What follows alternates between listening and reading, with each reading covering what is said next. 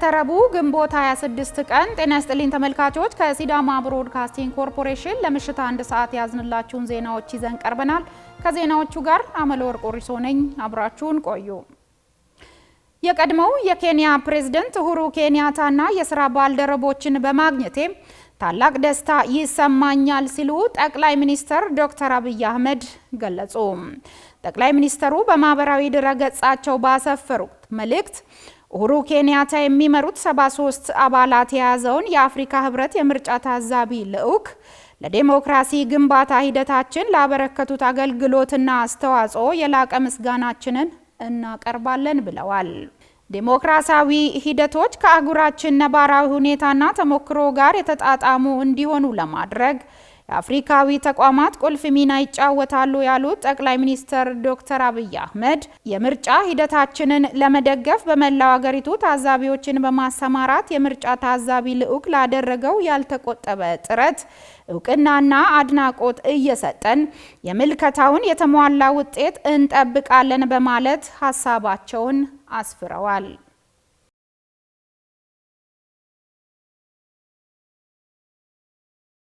ሰባተኛው የኢትዮጵያ ጠቅላላ ምርጫ ድምጽ አሰጣጥ ሂደት በስኬት መጠናቀቁን የኢትዮጵያ ብሔራዊ ምርጫ ቦርድ ሰብሳቢ ሜላትወርቅ ኃይሉ ገለጹ። ቦርዱ ሰባተኛውን የኢትዮጵያ ጠቅላላ ምርጫ ድምጽ አሰጣጥ መጠናቀቅና ሂደት አስመልክቶ ለመገናኛ ብዙሃን መግለጫ ሰጥቷል። ኪሩቤል ፈለቀ ዝርዝር አለው።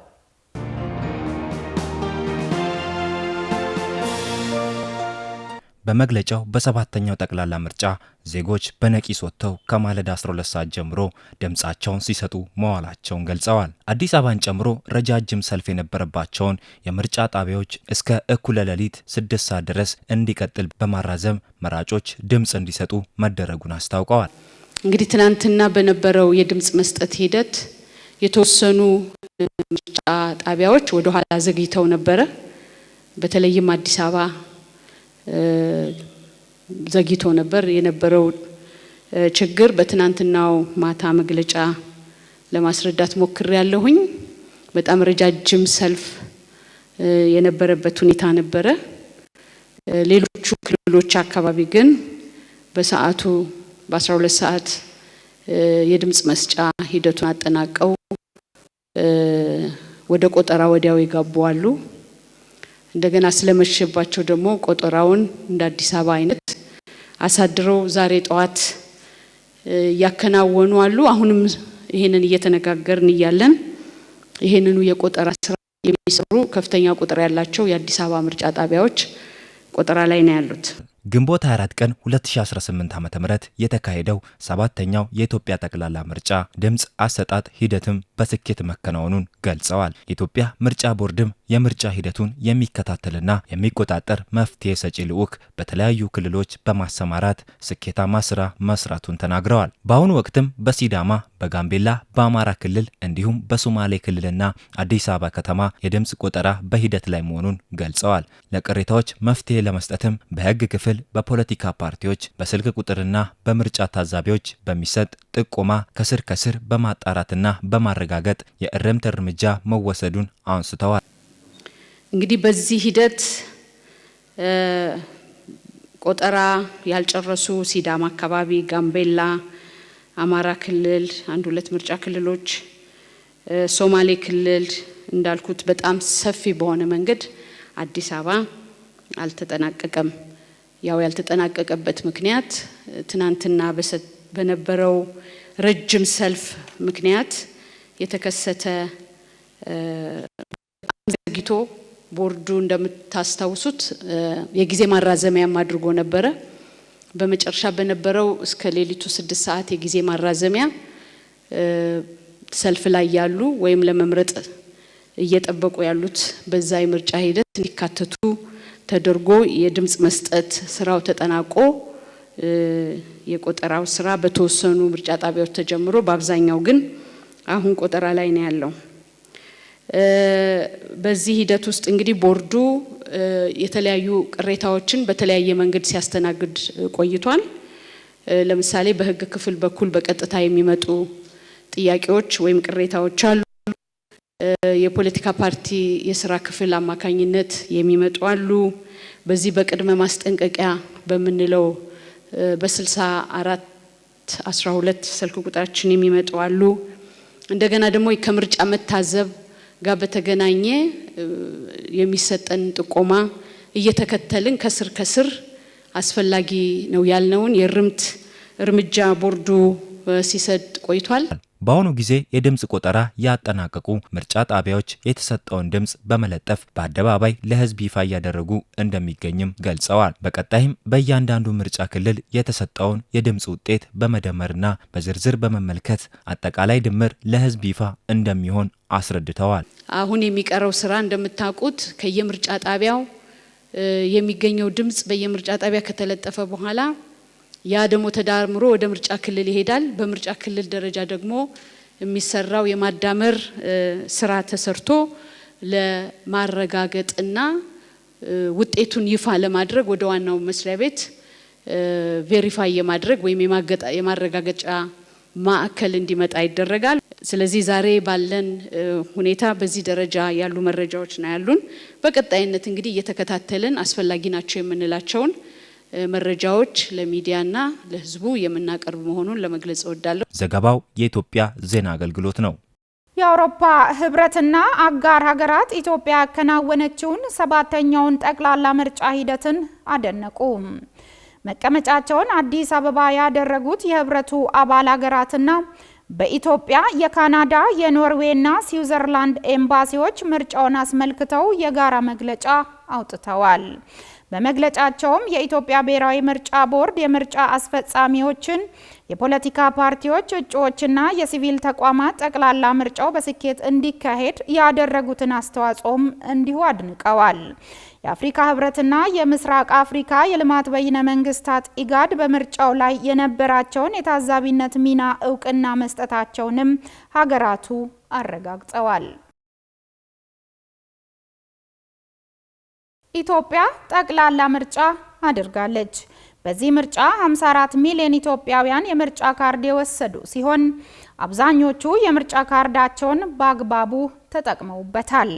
ለምርጫው ስኬት ለተጉ አካላት የሲዳማ ክልል መንግስት ይፋዊ ምስጋና ያቀረበ ሲሆን የሲዳማ ብሮድካስቲንግ ኮርፖሬሽንም ከሁሉም የክልሉ አካባቢዎች ብሎም ከመላው ኢትዮጵያ አካባቢዎች ለተመልካቾቹ ምርጫውን የተመለከቱ መረጃዎችን ተደራሽ አድርጓል። ኢትዮጵያም መርጣለች። ጀማል የሱፍ ያዘጋጀውን ትንታኔ ማርያማዊት ብጻተ እንደሚከተለው ታቀርበዋለች። ኢትዮጵያ መርጣለች። ኢትዮጵያ ዲሞክራሲያዊ ስርዓቷን አጽንታለች። ኢትዮጵያውያን ፖለቲካ ሀሳቢያቸውን በምርጫ ካርዳቸው ለዓለም አሳይተዋል።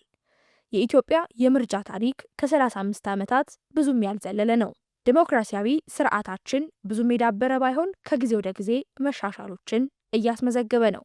በ7ኛው ጠቅላላ ምርጫ 54 ሚሊዮን ኢትዮጵያውያን የምርጫ ካርድ ወስደዋል። አብዛኞቹም የምርጫ ካርዳቸውን ተጠቅመዋል። ከጥቂት አካባቢዎች በስተቀር በአብዛኞቹ የኢትዮጵያ አካባቢዎች የተሳካ ምርጫ መደረጉን የኢትዮጵያ ብሔራዊ የምርጫ ቦርድ አስታውቋል። በሲዳማ ክልል ደረጃ 18 የፖለቲካ ፓርቲዎች ተፎካክረዋል። በ19 የምርጫ ክልል ከ2266 በላይ በሆኑ ጣቢያዎች ምርጫም ተካሂዷል።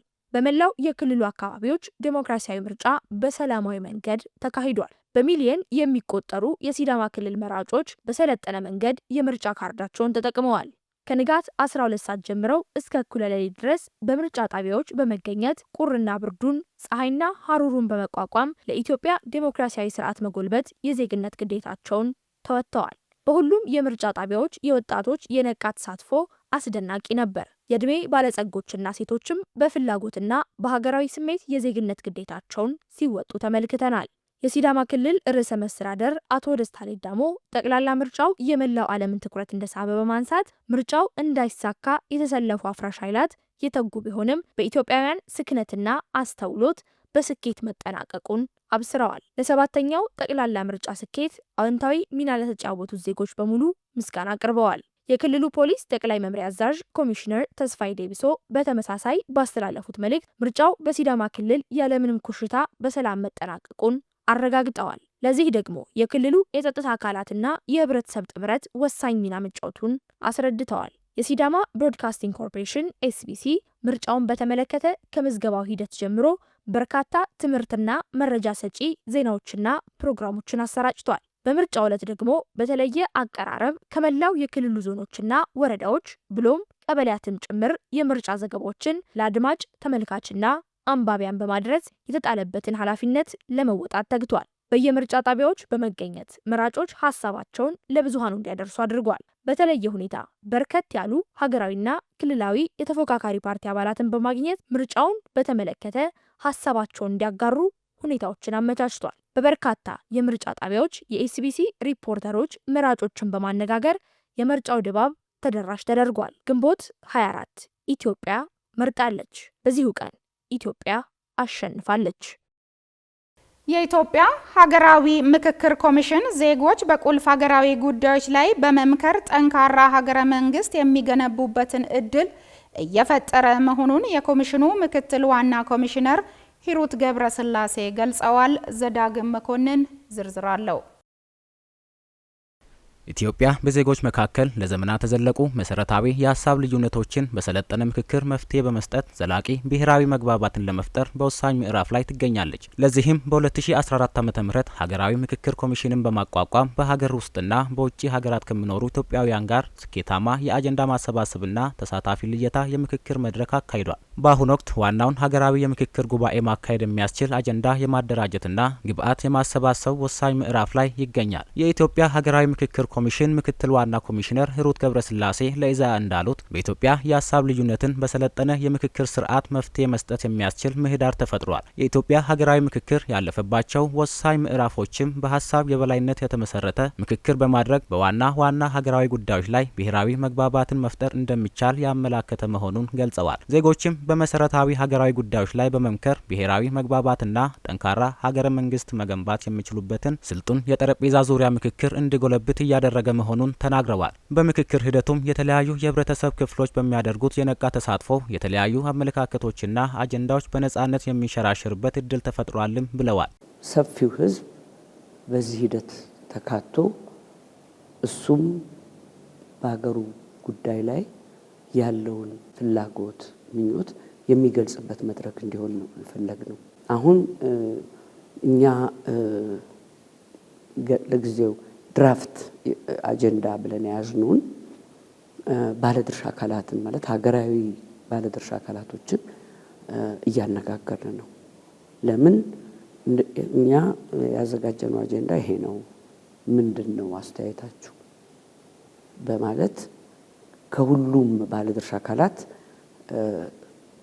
ግብአት የመሰብሰብ ስራ ላይ ነን አሁን የምንገኘው። በአሁኑ ወቅትም ከተለያዩ ባለድርሻ አካላት ጋር በመወያየት ወሳኝ ሀገራዊ አጀንዳዎችን በማደራጀት ዋናውን ሀገራዊ ጉባኤ ማካሄድ የሚያስችል ዝግጅት እየተደረገ መሆኑን አስረድተዋል። የኢትዮጵያ ሀገራዊ ምክክር ጉዞ በዲጂታል አማራጭ ጭምር በመሰነድ ቀጣዩ ትውልድ ትምህርት እንዲቀስምበት ለማድረግ የመሰነድ ስራ እየተሰራ እንደሚገኝ አንስተው ይህም የኢትዮጵያን ሀገራዊ ምክክር ሂደት አሳታፊና አካታችነት በግልጽ እንደሚያሳይ ነው ጨምሮ የተናገሩት። የምክክር ሂደቱን የመሰነድ ስራም ጥናትና ምርምር ጨምሮ ለሌሎች ሀገራት ጭምር ልምድና ተሞክሮ ማጋራት የሚያስችል እድል ይፈጥራልም ብለዋል። ይህን ሁሉ ስራችንን ለታሪክ አስቀምጠናል፣ ዲጂታላይዝ አድርገናል። እያንዳንዱ ሊታይና ሊፈተሽ የሚችል ነው። በጣም ትራንስፓረንት የሆነ ሂደት ነው የነበረው። እንግዲህ ይህ ሁሉ ጥንቃቄ ምንድን ነው? በሚገባ አካታች፣ አሳታፊ፣ ግልጽ የሆነ ሂደት ከሆነ ምክክሩ ውጤታማ ለመሆን የበለጠ እንደሚሰጠው ስለታመነበት ነው። የኢትዮጵያ ሀገራዊ ምክክር ሂደትም የተሰበሰቡ አጀንዳዎችን በማደራጀት ዋናውን ሀገራዊ ጉባኤ በይፋ ለማስጀመር የመጨረሻ ዝግጅት ምዕራፍ ላይ መድረሱን አስገንዝበዋል። በምክክር ሂደቱም የሁሉም ኢትዮጵያውያን አጀንዳዎችን ለውይይት በማቅረብ ብዝሃነትንና ህብረ ብሔራዊነትን ታሳቢ አድርጎ የሚካሄድ መሆኑን አንስተዋል። ዋናውን ሀገራዊ ጉባኤ በስኬት ለማካሄድ አስፈላጊውን የቴክኒክና የሎጂስቲክ ዝግጅት እየተደረገ መሆኑንም አረጋግጠዋል። ከፍተኛ ቁጥር ያለው ምክክር ነው የሚሆነው። ሀገራችንም ከፍተኛ የህዝብ ቁጥር ያለው ሀገር እንደመሆኑ ደግሞ ከፍተኛ ብዙሃነት ያለበት ስለሆነ ሁሉም የሚታዩበት ምክክር እንዲሆን ቁጥሩን ማሳነስ አልቻልንም። በዚህ ምክንያት የምናደርገውን ምክክር በአጀንዳ ጉዳዮች ዙሪያ ቡድኖች አዋቅረን የሚመካከሩበት ይሆናል። እያንዳንዱ ቡድን የኢትዮጵያ ውስጥ ያሉትን ማለት ያስመረጥናቸውን የሁሉንም ወረዳ ተወካዮች የሚገኙበት ባለድርሻ አካላት የተሟላ ቡድን ይቋቋማል። በነዛ አማካኝነት ምክክሩ ይካሄዳል ማለት ነው። ዘገባው የኢትዮጵያ ዜና አገልግሎት ነው። የኢትዮጵያ ቡና ምርት በዓለም አቀፍ የውጭ ንግድ ተወዳዳሪነቱ በጥራትና በክህሎት ላይ የተመሰረተ እንዲሆን ለማስቻል በትኩረት እየሰራ መሆኑን የኢትዮጵያ ምርት ገበያ ገለጸ። የኢትዮጵያ ምርት ገበያ አካዳሚ በሐዋሳ ቅርንጫፍ ላለፉት 3 ወራት በቡና ቅምሻና ደረጃ አወጣጥ ዘርፍ ያሰለጠናቸውን 37 ባለሙያዎችን አስመርቋል። አካሉ ጥላሁን በግብርና ምርቶች ሀገራችን ከዘርፉ የሚገባትን ጥቅም ማግኘት የምትችለው ምርቶቿን ዓለም አቀፍ የጥራት ደረጃና የደህንነት መስፈርቶችን አሟልቶ ሲገኙ የጥራት ማረጋገጫና የምርቶች ደረጃ ውሳኔ ኳሊቲ ዲተርሚኔሽን ለግብርና ምርቶቻችን ተወዳዳሪነት እንደ ማዕዘን ድንጋይ የሚቆጠሩ ናቸው። የኢትዮጵያ ምርት ገበያ አካዳሚ በሐዋሳ ቅርንጫፍ ላለፉት 3 ወራት በቡና ቅምሻና ደረጃ አወጣጥ ዙሪያ ያሰለጠናቸውን 37 ባለሙያዎች አስመርቋል። በምረቃ ስነ ስርዓቱ ላይ የተገኙት የኢትዮጵያ ምርት ገበያ የመጋዘንና ጥራት ዘርፍ ምክትል ስራ አስፈጻሚ አቶ ታምራት ተሰማ አካዳሚው በሐዋሳ የስልጠና ማዕከል ከፍቶ የመጀመሪያ ዙር የቡና ጥራትና ደረጃ አወጣጥ ላይ ስልጠና እየሰጠ መቆየቱን ገልጸውም ከዚህ የሰለጠኑ ባለሙያዎች የሀገራችን ኢኮኖሚ መሰረት የሆነውን ቡና በዓለም አቀፍ በጥራት ተወዳዳሪ እንዲሆን ሚናቸው የጎላ መሆኑን ተናግረዋል። አካዳሚው ወደ ክልል ቅርንጫፎች በመውረድ በሐዋሳ ከተማ ይህንን ስልጠና መስጠቱ ዘመናዊ ግብይትና የጥራት ቁጥጥር ስርዓታችንን ወደ አምራቹና ወደ ንግድ ማህበረሰቡ ይበልጥ ለማቅረብ የያዝነውን ስልታዊ እቅድ ስኬታማነት የሚያሳይ ነው። ውድ ተመራቂዎች፣ እናንተ ዛሬ የምትቀበሉት የምስክር ወረቀት የስልጠና ማጠናቀቂያ ብቻ አይደለም። ይልቁንም የሀገራችንን የወጪ ንግድ የጀርባ አጥንት የሆነውን የቡና ምርት ጥራትና ተወዳዳሪነት የመጠበቅ ታላቅ አደራ ጭምር ነው።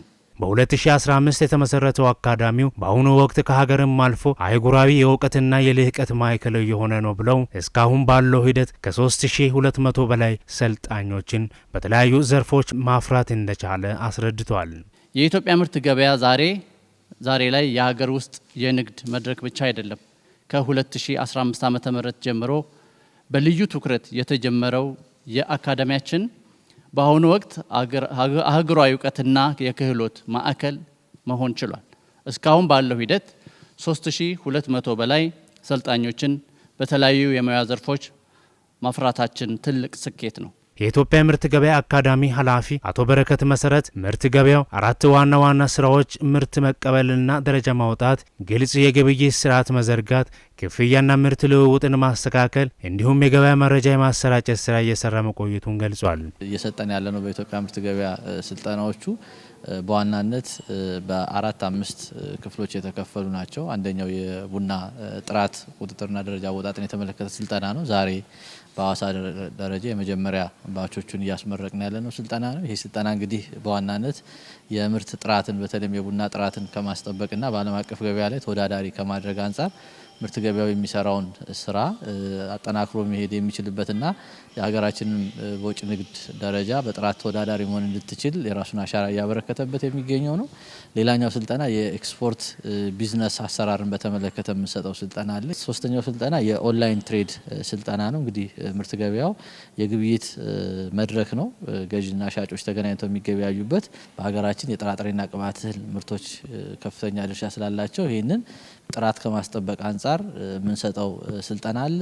እንደዚሁ ደግሞ ከሀገር ውጭ ለተለያዩ አፍሪካ ሀገራት የኤክስቼንጅ ቢዝነስ ሞዴል ወይም ደግሞ ኤክስቼንጅ እንዴት ይሰራል የሚለውን የኢትዮጵያ ምርት ገበያ በዓለም ላይ ብቸኛ ገበያ እንደመሆኑ መጠን በዓለም ላይ የመጋዘን አገልግሎትንም የጥራት አገልግሎትንም ግብይትንም ክፍያና ርክክብን እንደዚሁ የገበያ መረጃን የሚሰጥ ብቸኛ ገበያ ነው። የኢትዮጵያ ምርት ገበያ በሀገራችን ዘመናዊ የግብይት ስርዓት ከመዘርጋት ባሻገር ስርዓቱ በእውቀትና በሰለጠነው የሰው ኃይል እንዲመራ ለማድረግ የኢትዮጵያ ምርት ገበያ አካዳሚ በልዩ ትኩረት መደራጀቱንና ኢትዮጵያ በዓለም አቀፍ የውጭ ንግድ መድረክ ያላትን ተወዳዳሪነት በጥራትና በክህሎት ላይ የተመሰረተ እንዲሆን ለማስቻል ያለመ መሆኑን አስታውቋል። የአፍሪካ ሀገራት የኢትዮጵያ ምርት ገበያን እንደ መነሻ ወስደው በሀገራቸው ተግባራዊ ማድረግ እንዲችሉ በአካዳሚያችን ለተለያዩ የአፍሪካ ሀገራት የኢሲኤክስን ቢዝነስ ሞዴል ወይም ደግሞ የኢሲኤክስን አሰራር የተመለከተ ስልጠና እንሰጣለን።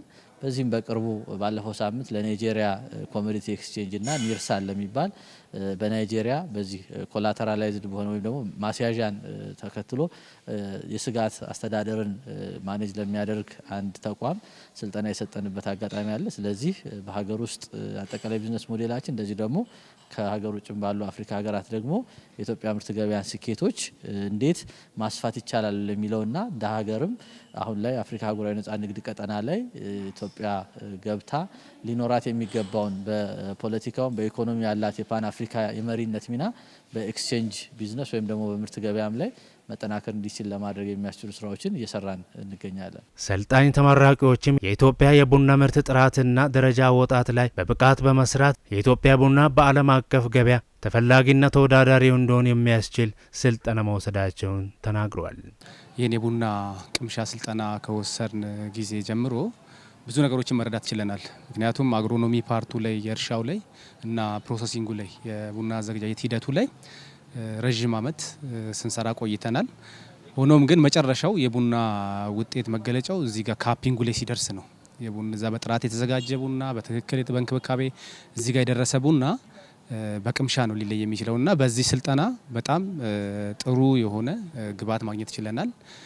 ከኋላ የነበረንን ባክግራውንድ እንድናጠናክር ቡና ጥራት ላይ እንዴት እንደሚሰራ የቡና ጥራት እንዴት እንደሚገመገም እና ብሎም የሀገራችንን ቡና በዓለም ደረጃ ተወዳዳሪና ጥሩ ሁኔታ ላይ እንዲገኝ የሚያስችል አይነት የቡና ስልጠና የቅምሻ ስልጠና ወስደናል።